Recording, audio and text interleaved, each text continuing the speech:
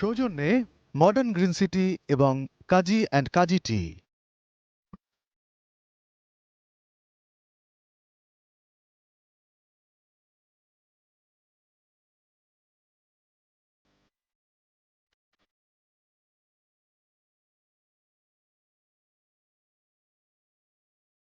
প্রথম মেলার মাঠে।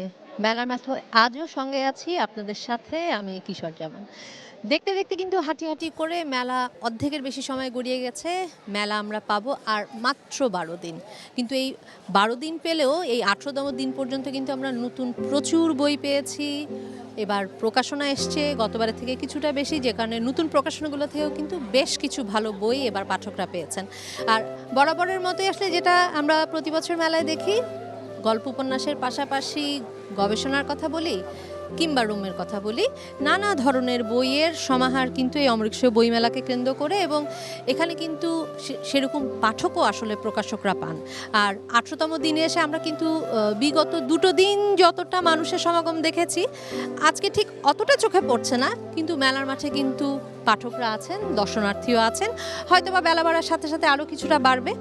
বলছিলাম কিন্তু মেলার মাঠে আমরা চেষ্টা করি বিভিন্ন স্টল ধরে বইয়ের খবরাখবরগুলো জানানোর, কী ধরনের বই এনেছেন তারা, কেমন বিক্রি, ভালো সেল কোনটা হচ্ছে। এখন ঠিক যেখানে দাঁড়িয়ে আছি এটি হচ্ছে গাংচিল প্রকাশনী, এবং ওনারা এই গাংচিলের কিন্তু আসলে দীর্ঘ সময় ধরে একটা ইতিহাস আছে, এই প্রকাশনার সাথে ওনারা যুক্ত, এবং প্রকাশকের সাথে আসলে গল্প হচ্ছিল, বলছিলেন যে লেখক থেকে প্রকাশক হয়ে ওঠার গল্প। তাই প্রকাশকের কাছ থেকেই জানতে চাইবো এবার আসলে মেলা কেমন হচ্ছে এবং বই কেমন এনেছেন আপনারা। এটা এটা হচ্ছে আমাদের প্রাণের মেলা। আমরা প্রতি বছর অপেক্ষা করি কখন আমাদের ফেব্রুয়ারি আসবে, এবং আমরা প্রান্তিক পর্যায়ে লেখকদের নিয়ে আমরা কাজ করি, এবং সেই লেখকদের বইগুলোকে আমরা এই বইমেলায় তোলার পরে আমরা আগামী 23 তারিখে 23শে ফেব্রুয়ারি আমরা এগুলো আবার মোড়ক উন্মোচন করব। এই মোড়ক উন্মোচন করবেন দেশবরেণ্য শিল্পী ডক্টর অরূপ রতন চৌধুরী। এই আমাদের এবার 104টি বই বেরিয়েছে, ইতিমধ্যে আমাদের কাছে 70টির মতো বই আসছে, এবং এই বইগুলো আমরা ম্যাক্সিমাম মানে 99% হচ্ছে প্রান্তিক পর্যায়ের। আপনি বলছিলেন যে আসলে প্রান্তিক লেখকদের সামনে আনার একটা প্রচেষ্টা আপনাদের দীর্ঘ সময় ধরে আছে, এবং এখানে কিন্তু আমি শুধু বড়দের বই পাচ্ছি তা কিন্তু নয়, আমি আসলে স্টল দেখতে পাচ্ছিলাম যে বড়দের পাশাপাশি কিশোর বলি বা শিশু বলি তাদের বইগুলো কিন্তু আপনারা এনেছেন। আমার একটু আসলে জানতেও ইচ্ছে হয়, যেহেতু আজকে মেলার 100তম দিন, কোন বইগুলো আসলে ভালো যাচ্ছে, বাচ্চাদের ক্ষেত্রেই যদি বলি কিংবা বড়দের ক্ষেত্রেই? বড়দের ক্ষেত্রে এই যে থ্রিলার যে বইটা নাহার শিমুর, এই বইটা যাচ্ছে অনেক যাচ্ছে। আর উপন্যাসের সংখ্যা অনেক বেশি বিক্রি হচ্ছে, উপন্যাস অনেক বেশি। যেমন আমার এই যে টান বইটি বেশ চলছে। মুক্তিযুদ্ধভিত্তিক নাটক এবং ইতিহাসমূলক বইগুলো এগুলো খুব যাচ্ছে। আর শিশুদের বই আমাদের যেগুলো আছে, যেমন মিনির সাথেই বিয়ে, মেসোভূত, মেঘপরি, ভিলোর মৃত্যু, এই যে শিশুদের নিয়ে, মানে এটা একটা কাহিনী আমরা এমনভাবে গড়ে তুলেছি যে কাহিনীর ভিতরে শিক্ষণীয় আছে, যে শিশু একটা বিড়াল বা কুকুর যাদের যে পোষে তারা যেন তাদের আঘাত না করে, এবং আঘাত করলে যাদের চিকিৎসার একটা আমরা ব্যবস্থা রেখেছি, যে প্রাণী সম্পদ মন্ত্রণালয় যে চিকিৎসা দেয় এবং তাদের সুস্থ করে তোলে, আবার ওই শিশুর মুখে হাসি ফোটায়। এই ধরনের গল্প আমরা এখানে গল্পের ধরনের কথা বলছিলেন, যেহেতু আসলে আমরা প্রত্যন্ত অঞ্চলের লেখকদের কথা বলছিলেন, আমরা কি আসলে সেখানকার আঞ্চলিক গল্পগুলো কি আসলে উঠে আসে কিনা বা উঠে এসেছে কিনা আপনার এখানে বইগুলো? হ্যাঁ, আমি যেমন আমাদের বেদে ঘেঁষা যেগুলো গ্রাম আছে, যেমন সুন্দরবন, এটা আমরা বলি বেদে, এই সুন্দরবন ঘেঁষা জীবনগুলো তারা ওই সমস্ত লেখকরা ওই লেখনী দিয়েই ওই বিষয় নিয়ে তারা বেশি আকৃষ্ট। যেমন আমাদের একজন এখানে আছেন যে মামুন পাটোয়ারি, ইনিও এসছেন গ্রাম থেকে, উনি যেগুলো লিখেছেন মন খারাপের বৃষ্টি, এই বইটাও বেশ যাচ্ছে, এবং উনি ওনার জীবনকে নিজে যে দেখেছেন তাই লিখছেন, এবং মূল হচ্ছে ইনি কিন্তু আমার এখানে প্রথম বই। আমি চাই যে আপনার প্রথম সন্তান মানে বই আমার এখানে গাংচি থেকে প্রসব করুক, সেটা প্রত্যাশা করি আসলে। অসংখ্য ধন্যবাদ আপনাকে। বলছিলাম গাংচিলের কথা, বলছিলাম যে গাংচিল আসলে কী ধরনের বইগুলো আসে বা কী ধরনের বইগুলো ওনারা তুলে আনেন। প্রত্যন্ত অঞ্চলের লেখকদের কথা বলছিলেন, লেখকদের তুলে আনার কথা বলছিলেন। অমর একুশে বইমেলায় কিন্তু এবার বিগত বছরের থেকে কিছুটা ভিন্নতা পেয়েছে, কারণ এবার গণঅভ্যুত্থানের পরবর্তী সময়ে প্রথম বইমেলা আমরা পেয়েছি এবং এই গণঅভ্যুত্থানকে নিয়ে আসলে নানা ধরনের ভালো লাগা বলি, বাসনা বলি কিংবা স্বপ্নের কথা আমরা বলি এবং গণঅভ্যুত্থানকে ঘিরে নানা বইও যেমন এসছে। আমরা বলছিলাম রেফারেন্স টেক্সট বুক। আমার সঙ্গে একজন লেখক আছেন, একই সঙ্গে উনি আসলে শিক্ষক, তাই স্যারের থেকে জানতে চাইব, আপনার বই নিয়ে গল্প হচ্ছিল, গণঅভ্যুত্থান নিয়েও কথা হচ্ছিল, আমরা আসলে কি পাচ্ছি এবার আপনার বইটি? হ্যাঁ, ধন্যবাদ এটেন নিউজ। এবারের বইমেলায়, অমর একুশে বইমেলায় পাঠকদের স্বাগতম জানাই। এবারের বইমেলার প্রতিপাদ্য বিষয় আসলে গণ অভ্যুত্থান, জুলাই গণ অভ্যুত্থান, এবং সেই জায়গা থেকে এই বইয়ের আকর্ষণ অনেক বেশি এবং পাঠকদের আকর্ষণ জুলাই অভ্যুত্থান নিয়ে, এবং জুলাই অভ্যুত্থানে কি হয়েছে, কেন হয়েছে, কিভাবে হয়েছে, এর প্রতিফল কি, এটা আসলে সবারই জানার আগ্রহ। তো সেই জায়গা থেকে আমি বই লিখেছি এবং এটা হলো আমার প্রথম উপন্যাস, প্র্যাক্সিস ফিরোজ।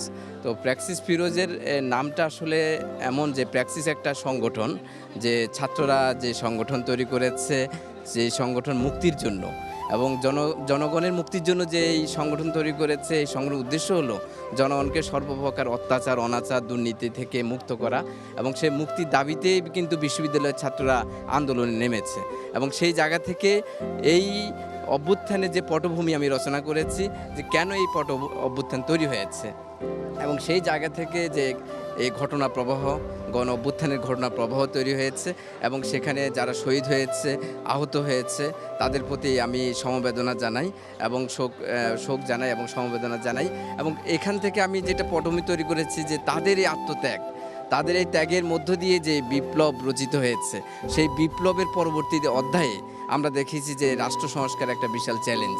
আমরা আসলে সেটাই চাই, মানে যেই আশা নিয়ে এই অভ্যুত্থান, যেই আশা নিয়ে এত ত্যাগ, আমরা আসলে ভালোর পথে হাঁটতে চাই, পরিবর্তনের পথে হাঁটতে চাই। অসংখ্য ধন্যবাদ স্যার আপনাকে। বলছিলাম অমর একুশে বইমেলাকে ঘিরে কিন্তু বইয়ের কথা, এবং এই অমর একুশে বইমেলায় কিন্তু আমরা শুধু পুরনো লেখক পাচ্ছি তা কিন্তু নয়। পুরনো লেখক বলতে নামী লেখকের কথা যেমন আমরা বলি, দীর্ঘ সময় ধরে লেখালেখির সাথে যুক্ত আছেন, তাদের নতুন বই যেমন আমরা পাচ্ছি, একই সঙ্গে আমরা নতুন লেখকও কিন্তু পাই। এবং অমর একুশে বইমেলায় এটা একটি মজার জিনিস যে প্রতি বছর আমরা বলি যে কবিতা দিয়ে মানুষের সামনে আসার একটা টেন্ডেন্সি কাজ করে, কিন্তু এবার কিন্তু কিছুটা ব্যতিক্রম আমার চোখে পড়েছে। আমি দেখেছি অনেক তরুণ লেখককে আমরা পেয়েছি যারা উপন্যাস নিয়ে আসলে আমাদের কাছে এসেছেন, নিজেদেরকে মেলে ধরার চেষ্টা করেছেন। একজন তরুণ লেখকের সাথে কথা বলতে চাই, তার থেকে তার বইয়ের গল্প জানতে চাই। এবার কি বই নিয়ে আসা হলো, এবং এটা কি আসলে প্রথম বই না, এর আগেও বই লেখা হয়েছে? আচ্ছা, প্রথমেই আপনাকে ধন্যবাদ। এটা আসলে আমার প্রথম বই মেলাতে, কিন্তু আমি লিখছি অনেক দিন, ক্লাস 3 থেকে। তো তখন পত্রিকায় লিখতাম, এখন কলাম লিখছি জাতীয় পত্রিকাগুলোতে। কিন্তু আমার মনে হলো যে বই মেলা থেকে আমরা কিছুটা বিচ্যুত হয়ে যাচ্ছি বোধহয়, নানা কারণে, হয়তো যান্ত্রিক আকৃষ্টতা, নানা কারণে। তো সেই জায়গা থেকে আমার মনে হলো যে বইমেলাটা একেবারে ছাড়া যাবে না। তো সেই থিম থেকে এই বছর আমার প্রথম বই অতলান্টিক সায়েন্স ফিকশন আসলো আর কি, স্টুডেন্ট ওয়াইজ প্যাভিলিয়ন 10 থেকে। প্রথম বই যেহেতু বলছেন, সারা আসলে কেমন হয়েছে? আসলে ওই তুলনায় এই বছর বইমেলাতে আমরা একটু ক্রাউড কম দেখতে পাচ্ছি, তবে সারা সন্তুষ্ট। মানে দেখুন, সব ধরনের বইয়ের তো একটা, যেমন কেউ হয়তো ফিকশন পছন্দ করে, কেউ হয়তো গোয়েন্দা কাহিনী পছন্দ করে, কেউ থ্রিল পছন্দ করে। সো সায়েন্স ফিকশনের একটা স্পেসিফিক অডিয়েন্স আছে, তারা কিন্তু কিনছেন এবং তারা সেই বইটা পড়ছেন। আমি কয়েকজনের রিভিউ পেয়েছি। সো এটা একটা ভালো লাগার ব্যাপার। আমরাও আসলে আশাবাদী যে মানুষ আসলে ভালো বই খুঁজে নেবে। অসংখ্য ধন্যবাদ আপনাকে। বলছিলাম লেখকদের কথা, নতুন লেখকদের কথা, যারা নতুন বই এনেছেন তাদের কথা। জলের বুকে তৃষ্ণা, লেখিকা নিজেই আসলে বইটি নিয়ে আছেন, তাই লেখিকার থেকেই জানতে চাইবো আমরা আসলে বইয়ের ভিতরে কি পাচ্ছি। জল মানেই তো তৃষ্ণা। আসলে আমার বইটা দেখে হয়তো বুঝতে পেরেছেন যে যে জল মানুষের তৃষ্ণা মেটায়, সেই জলের বুকেই তৃষ্ণা। এটার অন্তর্নিহিত তাৎপর্য হচ্ছে যে আমরা আসলে অতৃপ্ত। সেটা ভালোবাসা যতই আমরা পেয়ে থাকি, তার মধ্যেও কিন্তু আমরা অতৃপ্ত। আমরা মানব জাতি যেই জিনিসটাই যতটাই পাই না কেন, তার মধ্যে কিন্তু আমরা আবার অতৃপ্ততা খুঁজি। হোক সেটা কষ্ট, হোক সেটা ভালোবাসা, হোক মায়া, হোক অর্বাচীন কোনো কিছু, সেটা আমি তুলে ধরার চেষ্টা করেছি আমার এই বইটাতে। বইটি কি কবিতার বই? কবিতার বই, এটা একটা কাব্যগ্রন্থ, একক কাব্যগ্রন্থ আমার। কোন প্যাভিলিয়নে পাওয়া যাবে, পাঠক রাত্রে কোথায় পাবে? এটা আমি পেন্সিল প্রকাশনীর ব্যানারে 411 নম্বর স্টল পেন্সিল পাবলিকেশনে পাওয়া যাবে। এবং আমি মানে মেলার সকল দর্শকদেরকে বলবো যে আসবেন, সবার বই পড়বেন, পুরানো রাইটারদের পাশাপাশি নতুন যারা লিখছে তাদেরকে আপনারা আগ্রহ বাড়ানোর জন্য তাদের বইটা পড়বেন, তাহলে সবার। আমরাও আসলে তাই চাই, আমরা চাই আসলে এই অমর একুশে বইমেলায় পুরনো লেখকদের সাথে আমরা নতুন কিছু লেখক পাই যারা আমাদের তৃষ্ণা মেটাবে। অসংখ্য ধন্যবাদ আপনাকে। বলছিলাম বইয়ের কথা, জানাচ্ছিলাম নতুন লেখকদের কথা, এবং এর আগেও কিন্তু বলছিলাম যে আমরা প্রতি বছরই আসলে বইমেলা এসে দেখি যে লেখক যারা আছেন কবিতা দিয়ে অনেকের যাত্রা শুরু হয়, কিন্তু তরুণ অনেক লেখককে আমরা পেয়েছি যাদের যাত্রা শুরু হয়েছে থ্রিলার দিয়ে, কারো বা হয়েছে সায়েন্স ফিকশন দিয়ে। আমার সাথে এখন দাঁড়িয়ে আছে ফাহিম, এটা বোধহয় ফাহিমের প্রথম বই। লেখকের থেকে আসলে লেখকের বই নিয়ে জানতে চাইবো, কি বই? এটা হচ্ছে মূলত থ্রিলার বই। এটা কল্পকাহিনী, আমরা থ্রিলার বলতে তো বুঝি রোমাঞ্চক নাট্য কাহিনী বা গোয়েন্দা কাহিনী। এটা আসলে গোয়েন্দা কাহিনী, নাট্য কাহিনী, এরকম সব মিলিয়ে বইটা আসলে হয়েছে। অমর একুশে বইমেলা তো আসলে একটা বিশাল প্ল্যাটফর্ম লেখকদের জন্য। একটু আসলে জানতে ইচ্ছে হয় লেখালেখির সাথে কি জড়িত থাকা ছিল আগে, না এরকম একটা বিশাল প্ল্যাটফর্মে একটা থ্রিলার বই নিয়ে হাজির হয়ে যাওয়া, পুরনো কোনো অভিজ্ঞতা আছে কিনা লেখার, বা লেখালেখির সাথে যুক্ত ছিলেন? লেখালেখির সাথে যুক্ত আগে ছিলাম, মানে আমি হচ্ছে আগে কবিতা লিখতাম। আমার লেখা অনেক কবিতা আছে, কিন্তু কখনো প্রকাশের ইচ্ছা হয়নি। হঠাৎ করে মনে হলো যে আমি কবিতা যেহেতু লিখতে পারি, অবশ্যই বইটাও পারবো। তারপরে শুরু করলাম। এটা অ্যাকচুয়াল কোনো রিজন নেই, মনে হলো আমার কাছে এই গল্পটাই মাথায় এসেছিল এবং এটাই লিখেছি, এই থ্রিলার। অসংখ্য ধন্যবাদ আপনাকে ফাহিম। আমরাও আসলে আশাবাদী। বলছিলাম যে অমর একুশে বইমেলাকে কেন্দ্র করে কিন্তু নতুন লেখক তৈরির যে কারখানার যে বিষয়টি, সেটি কিন্তু হয়।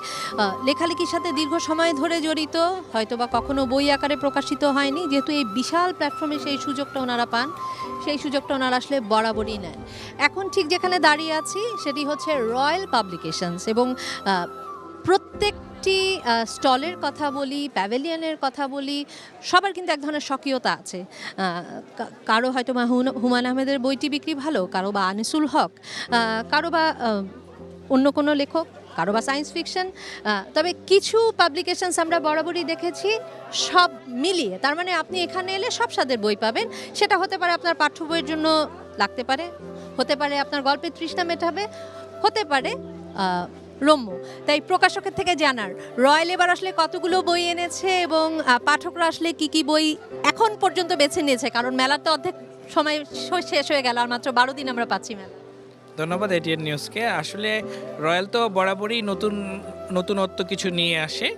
এবারের গ্রন্থমেলা 25-এ আমার রয়্যাল থেকে আমি নতুন অর্ধশত বই নিয়ে এসেছি।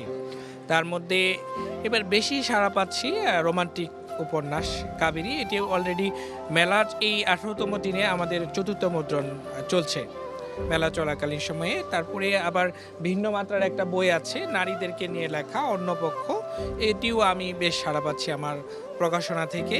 তারপরে সেলিনা হোসেন ম্যামের একটি বই আছে নতুন, ড্রামা লাইফ ইজ বিউটিফুল, এটাই আমাদের প্রখ্যাত কথা সাহিত্যিক সেলিনা হোসেনের লেখা, এটিও অনেক সাড়া পাচ্ছে। থ্রিলার নামক একটা উপন্যাস আছে আধিরা, এই বইটিও আমরা আমাদের ভালো রেসপন্স পাচ্ছি। ক্রিকেটের উপর একটি বই আছে, যে বইটি কেউ নিয়ে আসে নাই, এটি আমাদের প্রকাশনা প্রতিষ্ঠান থেকে আমি নিয়ে এসেছি, the neural journey of a cricketer. এই বইটিও আমার পাবলিকেশন থেকে আমি খুব সাড়া পাচ্ছি। সব মিলিয়ে প্রকাশক হিসেবে যদি বলি, এবারের গ্রন্থমেলা 2025-এ কিছু নতুনত্ব দেখতে পাচ্ছি পাঠকদের মধ্যে। থ্রিলারের প্রতি আকর্ষণটা বেশি দেখতে পাচ্ছি, রোমান্টিক উপন্যাসের মধ্যে আকর্ষণ দেখতে পাচ্ছি, সায়েন্স ফিকশনের আকর্ষণ দেখতে পাচ্ছি। এইসব বিষয়গুলো পাঠকরা নিচ্ছে, গ্রহণযোগ্যতা পাচ্ছে। আমরা যখন আসলে বইমেলায় পাঠকরা এসে যখন বই খোঁজেন, স্বভাবতই যেটা হয়, নামি দামি লেখক যারা আছেন তাদের বইয়ের বিক্রি কিন্তু আমরা বরাবরই শুনেছি ভালো। বইমেলায় আমরা সবসময় বলি ভালো লেখক তৈরির কথা। প্রকাশক হিসেবে যদি আমার কাছে আপনার জানতে চাওয়া, প্রকাশকের কাছে, যে ভালো লেখক কি আসলে বইমেলা পাঠকদের উপহার দিতে পেরেছে বা পারছে? ভালো লেখক আসলে আমরা তো সৃজনশীল লেখকদের প্রতি আমাদের দৃষ্টি দেওয়া উচিত। শুধু যে বড় বড় লেখকদের বই আমরা কিনবো, এটি আমার কাছে একজন প্রকাশক হিসেবে কাম্য নয়। এমন অনেক লেখক আছে, সৃজনশীল লেখক আছে, নবীন লেখক আছে যাদের বইগুলো খুব পাঠকপ্রিয়তা পাচ্ছে। আমরা হুমায়ুন আহমেদের লেখা পড়েছি, ছোটবেলা থেকে পড়ে আসছি।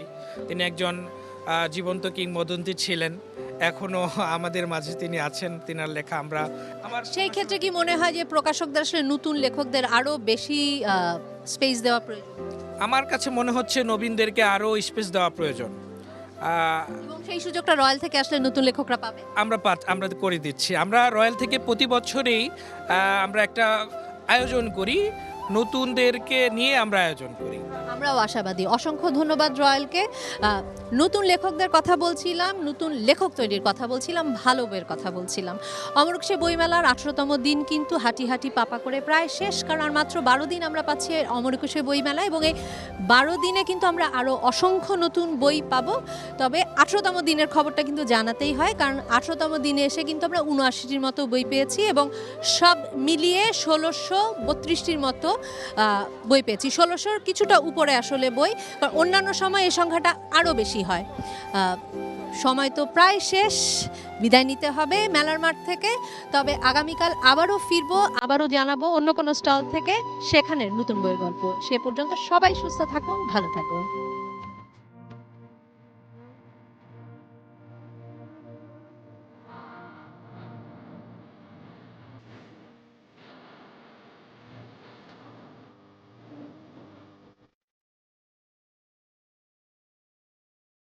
সৌজন্যে মডার্ন গ্রিন সিটি এবং কাজী অ্যান্ড কাজী টি।